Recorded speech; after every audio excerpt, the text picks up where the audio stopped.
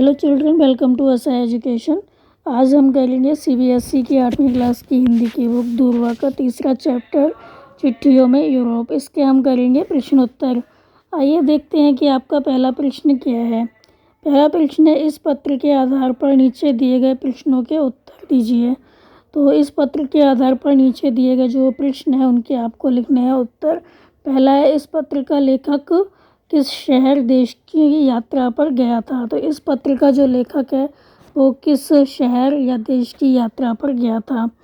तो इस पत्र का लेखक यूगोस्लाविया जो कि यूरोप में है, तो वहाँ पर नेवी साध जो स्थान है उसकी यात्रा पर गया था। उस देश में कौन कौन से खेल खेले जाते हैं, वहाँ कौन कौन सा खेल सबसे अधिक लोकप्रिय है। तो यूगोस्लाविया यहाँ पर जो खेल खेले जाते हैं तो यहाँ के लोग फुटबॉल बहुत अधिक खेलते हैं और टेबल टेनिस और स्केटिंग भी उनको बहुत पसंद है। फिर है, उस देश के कुछ खाद्य पदार्थों के नाम बताइए। तो आंसर होगा कि उस देश के कुछ खाद्य पदार्थ हैं योगर्ट, सूप, सफ़ेद सैम और आइसक्रीम, चावल, स्ट्यू, चिल्ले जैसी मिठाई जिसमें खट्टी बेरी का गूदा भरा होता है और सिवैयाँ उबली हुई सूप में, ब्रेड बटर, मार्मलेट आदि। फिर आपका अगला प्रश्न है कि लेखक ने ये क्यों कहा कि अच्छे से रहना ताकि माँ को तकलीफ़ ना हो। तो यह लेखक ने इसलिए लिखा है क्योंकि वह शहर से बाहर था और जो माँ थी वो अपने बच्चों के साथ अकेली थी। अगर बच्चे उसको तंग करते तो माँ को तकलीफ़ होती, इसलिए लेखक ने लिखा कि अच्छे से रहना, माँ को तकलीफ़ ना हो। फिर आपका अगला प्रश्न है, भारतीय खाने की कुछ चीज़ें जैसे चावल, सेवइयाँ, मिठाइयाँ यूरोप में अलग ढंग से खाई जाती हैं। क्या भारत में ये चीज़ें अलग अलग ढंग तरीक़ों से बनाई और खाई जाती हैं? पता करो और बताओ। तो आंसर होगा कि हर स्थान पर खाने की चीज़ों को अलग अलग तरह से बनाया जाता है। तो हर स्थान पर क्या होता है, जो खाने की चीज़ें होती हैं वो अलग अलग तरीके से बनाई जाती हैं। जैसे कई स्थानों पर चावलों को उबाल कर बनाते हैं, बिरयानी बनाकर या मीठे चावल बनाकर खाया जाता है। तो कहीं इडली या डोसा बनाकर इसको खाया जाता है। तो सिवैयाँ जो हैं वो दूध में डालकर, नमकीन बनाकर, मीठी बनाकर या फलूदा आदि बनाकर खाई जाती हैं। इसी तरह मिठाइयाँ भी अलग अलग तरह से बनाई जाती हैं। तो हर तरह का जो खान पान होता है वो अलग होता है और हर तरह के जो खाद्य पदार्थ हैं वो अलग अलग स्थान पर अलग अलग तरह से बनाए जाते हैं। फिर आपका अगला प्रश्न है, दूना नदी यूरोप के कई देशों में बहती है।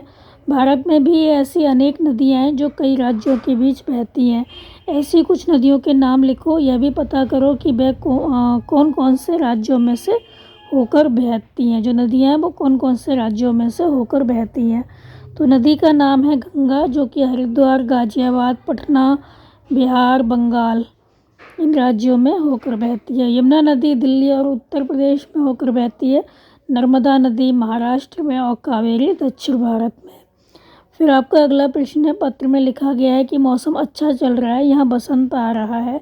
भारत के अलग अलग भागों में भी अलग अलग तरह का मौसम रहता है। तो साल भर अलग अलग ऋतुएं अपना प्रभाव दिखाती हैं। अब तुम बताओ कि तुम्हारे प्रदेश में साल भर मौसम कैसा रहता है।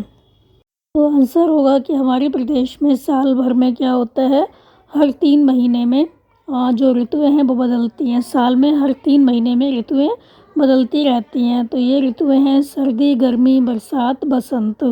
फिर आपका अगला प्रश्न है कि अपने प्रदेश की कुछ खाने पीने की चीज़ों के नाम बताओ और अपने मनपसंद व्यंजन को बनाने का तरीका पता करो और लिखो।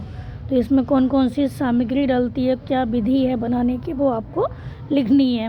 तो पहला प्रश्न है, अपने प्रदेश की कुछ खाने पीने की चीज़ों के नाम बताओ। तो हमारे प्रदेश की कुछ खाने पीने की जो चीज़ें हैं वो हैं दाल बाटी चूरमा और दाल चावल, रायता, सब्जी, रसगुल्ला और अन्य मिठाइयाँ। और हम बनाएंगे यहाँ पर आलू की कचौरी। तो इसके लिए हमें चाहिए आलू, आटा, घी, नमक, मिर्च, हरी मिर्च, अदरक, गरम मसाला, हरा धनिया। इसको बनाने की विधि क्या है, पहले हम आलू को उबाल लेंगे, छील लेंगे और मसल लेंगे अच्छे से। फिर हम उसमें हरी मिर्च, हरा धनिया, अदरक, गरम मसाला, नमक, मिर्च आदि डालकर इसकी जो पिट्ठी है वो तैयार कर लेंगे। हम जो आटा है वो मारेंगे। तो आटा मारते समय उसमें हम थोड़ा सा घी डाल देंगे और ऐसा मारेंगे कि आटा बहुत मुलायम ना हो। फिर छोटी छोटी इसकी पेड़ियाँ बनाकर उसमें आलू की पिट्ठी भर लेंगे और हल्का सा बेल लेंगे और गरम घी में भूरा होने तक तलेंगे। फिर निकाल कर हम उसको गरम गरम परोसेंगे। फिर आपका अगला प्रश्न है कि इसी पुस्तक के किसी पाठ में है कि कुछ लोगों को कोई ख़ास वस्तु इकट्ठा करने का शौक़ होता है। तो कुछ लोग गुड़ियाँ इकट्ठी करते हैं, कुछ लोग पुस्तकें इकट्ठी करते हैं, कुछ लोग चित्र हैं वो इकट्ठा करते हैं, तो कुछ लोग डाक टिकट इकट्ठा करते हैं। तो यहाँ कहा गया है कि यदि तुम्हें भी किसी चीज़ को इकट्ठा करने का शौक़ है तो उसके बारे में अपने साथियों को बताओ। तो आपको भी कोई चीज़ इकट्ठा करने का शौक़ है तो आपको क्या करना है, अपने साथियों को बताना है। फिर है अपने या अपने किसी परिचित के बारे में लिखो जो इस तरह की चीज़ें इकट्ठा करता हो। तुम इन चीज़ों के बारे में लिख सकती हो कि उन्हें कौन सी चीज़ इकट्ठा करने का शौक़ है, वे इन्हें कहाँ कहाँ से इकट्ठा करते हैं, उनके इस शौक़ की शुरुआत कैसे हुई, वे इकट्ठी की गई चीज़ों को कैसे संभाल कर रखते हैं, इन चीज़ों को इकट्ठा करने और रखने में कौन कौन सी समस्याएँ होती हैं। तो आपको यहाँ बताना है कि अपने या अपने किसी परिचित के बारे में आपको लिखना है कि वे किस तरह की चीज़ें इकट्ठी करते हैं और उनको किस तरह से, कहाँ से और कैसे इकट्ठा करते हैं, उनका जो शौक़ है वो कैसे पैदा हुआ। तो यहाँ पर हम लिख सकते हैं कि मेरी एक मित्र है, उसको दिया सलाई की डिब्बियाँ इकट्ठा करने का शौक़ है। तो वो ये डिब्बियाँ जहाँ भी देखती उठा लेती है, चाहे वह सड़क हो या कोई भी उसका मित्र होता है उससे वो उसको मंगवा लेती है। तो एक दिन उसे 2-3 तरह की सुंदर डिब्बियाँ मिल गई। बस उसी दिन से उसे यह शौक़ लग गया और वो क्या करती है, वो इकट्ठी की गई चीज़ों को संभाल कर एक फ़ाइल में लगाती है। तो इनको इकट्ठा करने में बहुत कठिनाई आती है क्योंकि तरह तरह की डिब्बियाँ मिलना इतना आसान नहीं होता है। तो उसको जहाँ भी मिलती है माचिस की डिब्बियाँ, तरह तरह के चित्र बना होते हैं जिन पे, तो वो अलग अलग तरह के चित्र वाली जो डिब्बियाँ होती हैं वो उठा लेती है, या अपने जो दोस्त हैं, मित्र हैं या कोई भी उसका विदेशी मित्र है उनको ये बोल देती है कि वहाँ से वो माचिस की डिब्बियाँ ले आए। फिर आपका अगला प्रश्न है, इस पत्र में लेखक ने अलग अलग तरह के पेड़ पौधों का जिक्र किया है। पता लगाओ कि वे कौन से पेड़ पौधे हो सकते हैं। इस काम के लिए तुम अपने अध्यापकों, अपने साथियों, पुस्तकालय या अन्य साधनों की भी सहायता ले सकते हो। तो संकेत यहाँ पे दिए गए हैं, जैसे जिसे नए साल पर लगाते सजाते हैं वो कौन सा पेड़ होता है। जिसे नए साल पर लगाते हैं और सजाते हैं वो होता है क्रिसमस ट्री। फिर है सफ़ेद कुमुदनी जैसा नीला बैगनी फूल। तो सफ़ेद कुमुदनी जैसा नीला और बैगनी फूल होता है आक का फूल। फिर है लाल और पीले फूल वाले जो पौधे होते हैं वो कौन से होते हैं, वो गुलाब और सूरजमुखी, कनेर इनके होते हैं। फिर आपका अगला प्रश्न है, इस पत्र में अनेक देशों, शहरों और नदियों का जिक्र किया गया है।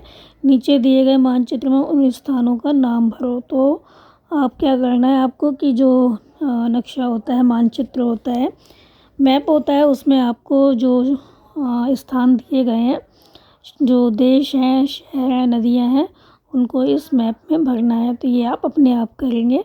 तो हम करेंगे अगला प्रश्न, तुम लोग गौतम से एरोग्राम मंगाकर हमको चिट्ठी लिखना।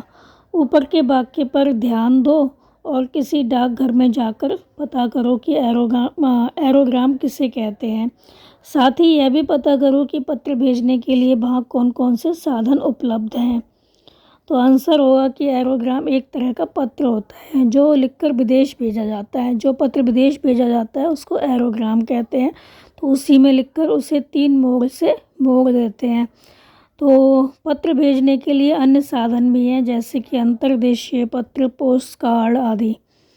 फिर आपका दूसरा प्रश्न है, आधुनिक तकनीक द्वारा भेजे जाने वाले पत्रों के बारे में भी जानकारी प्राप्त करो। तो पहले ज़माने में तो ये सारी चीज़ें होती थी, अंतर्देशीय पत्र, पोस्ट कार्ड, एरोग्राम। आजकल ये चीज़ें बहुत कम हो गई हैं। तो आजकल जो चीज़ें हैं किसी को संदेश भेजने की, वो कौन सी हैं। तो यहाँ पर दिया गया है, आधुनिक तकनीक द्वारा भेजे जाने वाले पत्रों के बारे में भी जानकारी प्राप्त करो, जैसे ईमेल, फैक्स आदि।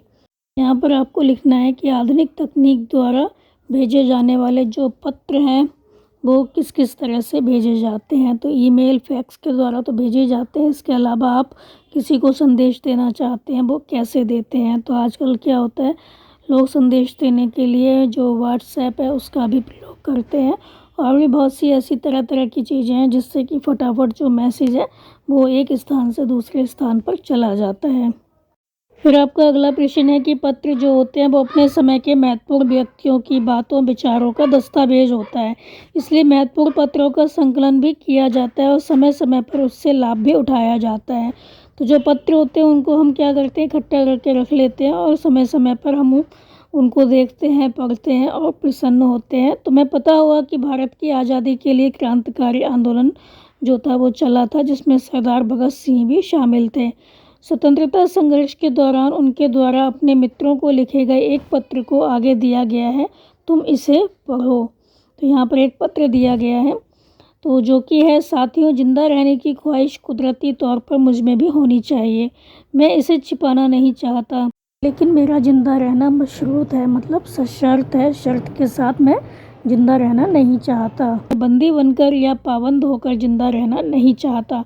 मेरा नाम हिंदुस्तानी इंकलाब पार्टी का निशान बन चुका है और इंकलाब पसंद पार्टी के आदर्शों और बलिदानों ने मुझे बहुत ऊंचा कर दिया है, इतना ऊंचा कि जिंदा रहने की सूरत में इससे ऊंचा मैं हरगिज़ नहीं हो सकता। आज मेरी कमजोरियां लोगों के सामने नहीं हैं। अगर मैं फांसी से बच गया तो वे जाहिर हो जाएंगी और इंकलाब का निशान मध्यम पड़ जाएगा या शायद मिट ही जाए। लेकिन मेरे दिलेराना ढंग से हंसते हंसते फांसी पाने की सूरत में हिंदुस्तानी माताएं और बच्चों के भगत सिंह बनने की आरजू किया करेंगी और देश की आज़ादी के लिए बलिदान होने वाले लोगों की जो तादाद है वो इतनी बढ़ जाएगी कि इंकलाब को रोकना साम्राज्यवादी की संपूर्ण शैतानी शक्तियों के बस की बात ना रहेगी। हाँ, एक विचार आज भी कचोटता है। देश और इंसानियत के लिए जो कुछ हसरतें मेरे दिल में थी उनका 1000वां हिस्सा भी मैं पूरा नहीं कर पाया। अगर ज़िंदा रह सकता तो शायद इनको पूरा करने का मौका मिल जाता और मैं अपनी हसरतें पूरी कर सकता। इसके सिवा कोई लालच मेरे दिल में फांसी से बचा रहने के लिए कभी नहीं आया। मुझसे ज़्यादा खुशकिस्मत और कौन होगा। मुझे आजकल अपने आप पर बहुत नाज है। अब तो बड़ी बेताबी से आखिरी इम्तिहान का इंतज़ार है। आरजू है कि यह और करीब हो जाए। आपका साथी भगत सिंह। अब तुम बताओ कि तुम्हें इस पत्र द्वारा आज़ादी से पहले किसके बारे में और क्या जानकारी मिली। तो इस पत्र के द्वारा हमें भगत सिंह के बारे में पता चलता है कि भगत सिंह ने फांसी पर चढ़ने से पहले क्या सोचा था। फिर इसमें दूसरा प्रश्न है, तुमने देखा कि पत्रों द्वारा तुम्हें देश विदेश की ही नहीं बल्कि किसी भी समय किसी भी महत्वपूर्ण बात की जानकारी मिल सकती है। तुम अपनी पसंद के विभिन्न समय, समाज और महत्वपूर्ण संदर्भों से जुड़े कुछ पत्रों का एक संकलन तैयार करो तथा उस पर अपने साथियों के साथ बातचीत करो। तो ये प्रश्न जो है वो आप अपने आप करेंगे। तो बच्चों, इस चैप्टर के जो प्रश्न उत्तर थे वो यहाँ पे ख़त्म हो गए। आप इनको अच्छे से समझ कर याद कर लीजिए और हमारे चैनल असा एजुकेशन को लाइक कीजिए, सब्सक्राइब कीजिए और शेयर करना बिल्कुल मत भूला करिए। Thank you.